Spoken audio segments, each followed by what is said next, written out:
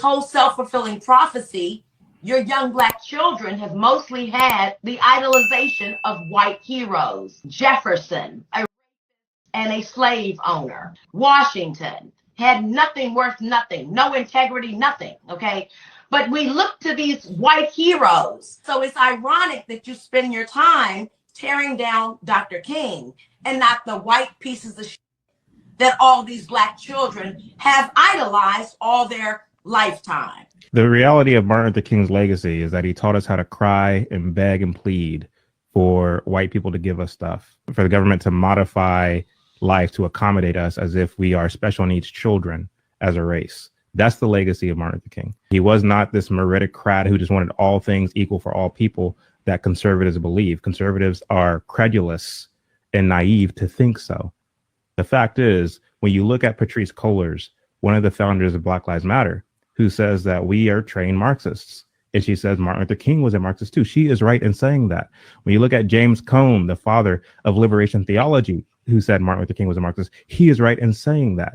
When you look at any of these individuals who are Black activists living today, when you look at someone like the late John Lewis and all of the socialist policies that he pushed as a congressman, and anytime he would take to the House floor and give a speech to advocate and justify his policies, he would invoke who?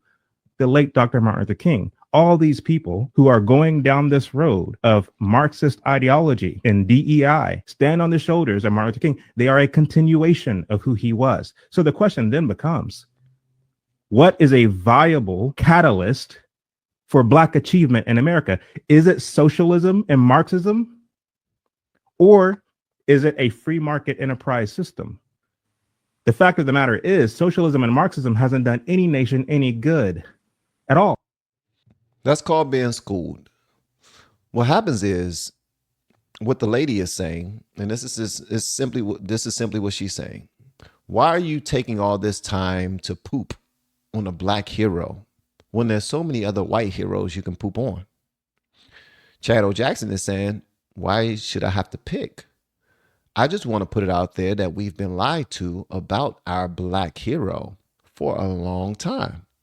We believe that he instilled strength, but he instilled something else that was actually to our detriment. And I just want to put that out there. How am I wrong for being the person that's putting it out there? This Black lady is simply saying, with you being a Black man, you need to protect Black heroes. Period. Let's look at someone else. Let's look at George Washington. Let's look at this person and that person and this person.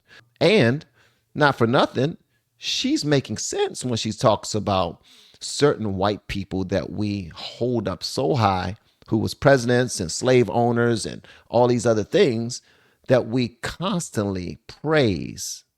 And I don't think we should praise any of these people, to be honest with you. Their history of starting this country and putting things in place and being so strong in their convictions and all these things. Yeah, that's worthy of like saying that when you take over a nation and you run it properly, this is what it becomes. And those people were powerful in their right back in those days. This is how they lived. This is how they did things. This is how they did business. A lot of people fell by the wayside. That's just how things was back then. And that would be correct.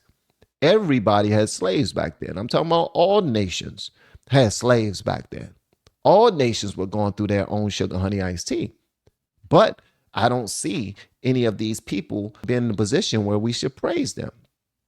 But that don't mean that when I start pointing out somebody like a Dr. King and I try to tell you the truth about him, that you're supposed to close your ears, put on your blinders, and act like what I'm saying is false simply because you idolize him.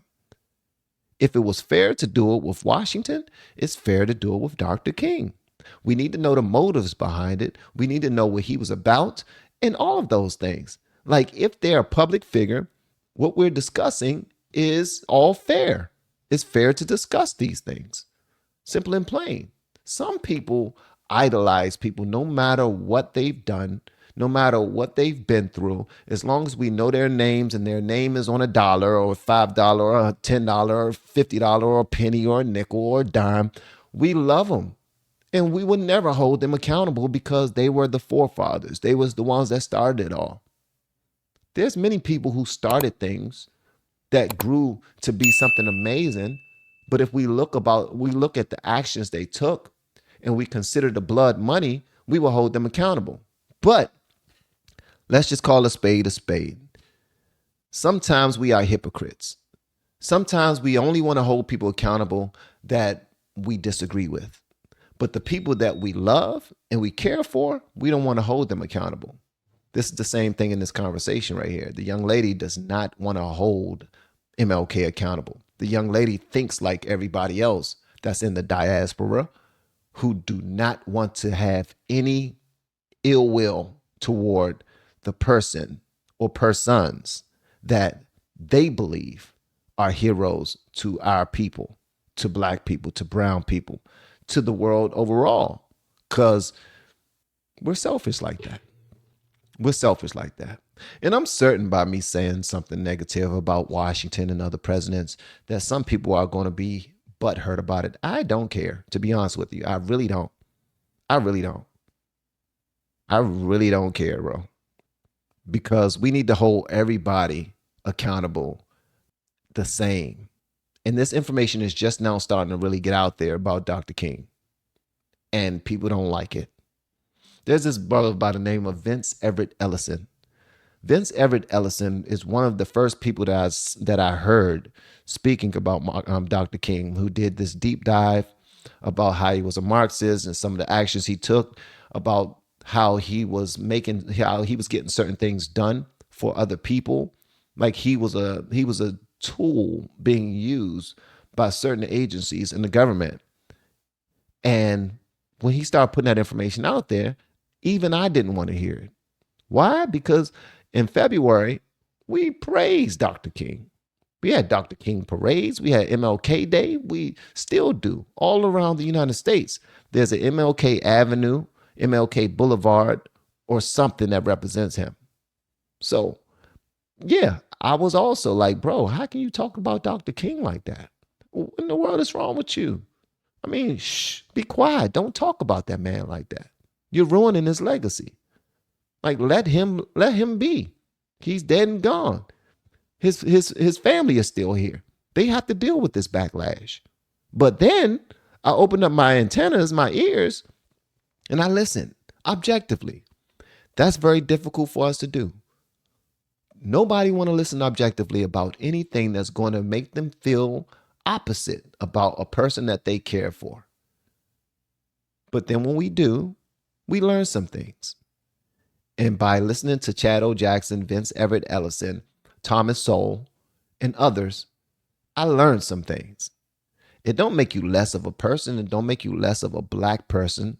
It don't bring you less. It don't say that you love less or you have a dark spirit or you're broken inside. It simply says that you are an actual thinking person who's willing to receive information, do your own due diligence, look it up to make sure it's correct, and then you make a decision after that.